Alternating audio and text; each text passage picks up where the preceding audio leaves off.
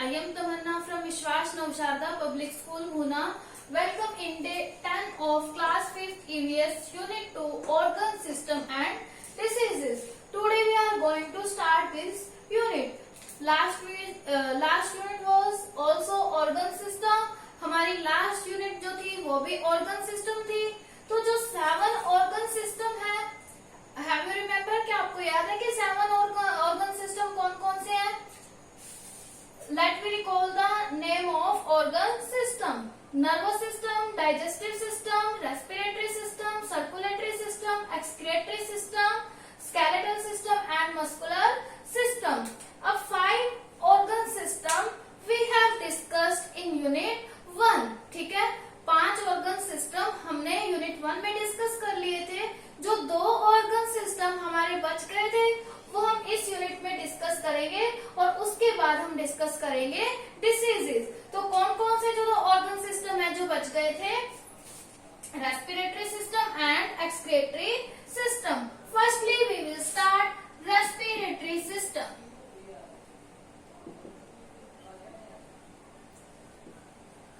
Respiratory system. अब respiratory system है, इसमें कौन सा प्रोसेस होगा? सबसे पहले तो इसमें ब्रीदिंग का प्रोसेस होगा.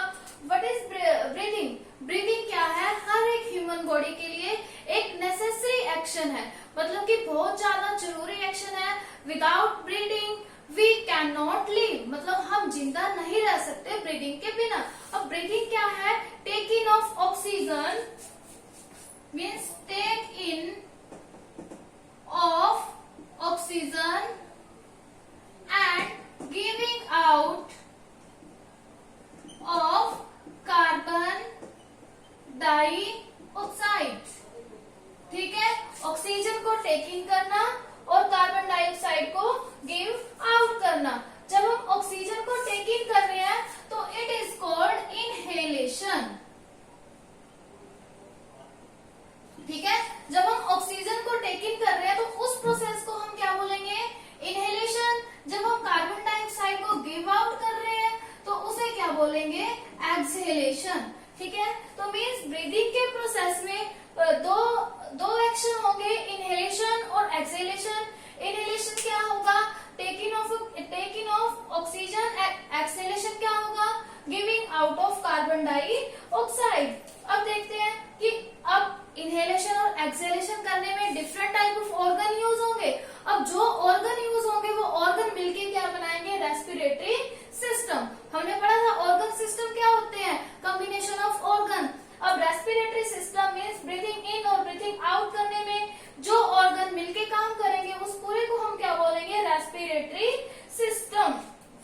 अब जब हम ब्रीदिंग कर रहे हैं तो हम किसकी हेल्प से कर रहे हैं? नोज की हेल्प से. अगर बाहर छोड़ रहे हैं तो भी नोज की हेल्प से. बट जो हमारे अंदर के ऑर्गन है वो इसके अंदर इन्वॉल्व होंगे.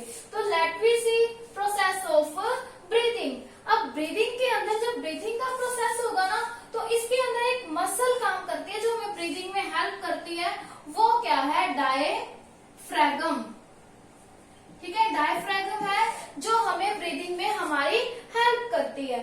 फर्स्टली हम देखते हैं जब जो डायफ्रैगम है कॉन्ट्रैक्ट होगा,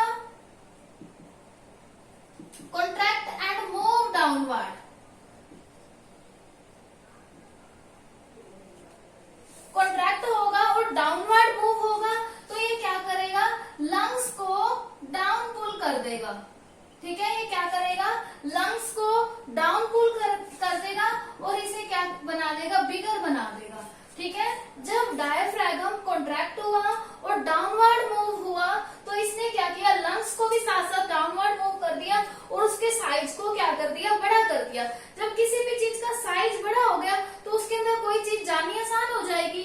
तो मीन्स जो एयर हम ब्रीथ इन कर रहे हैं वो इसके अंदर चली जाएगी. तो मीन्स ये कौन सा प्रोसेस हुआ? इनहेलेशन का. मीन्स जब हमारे एयर जो है अंदर जाएगी. ठीक है, और यहाँ पे एक और चीज है, रिब केज जो है वो आउटवर्ड मूव हो जाएंगे.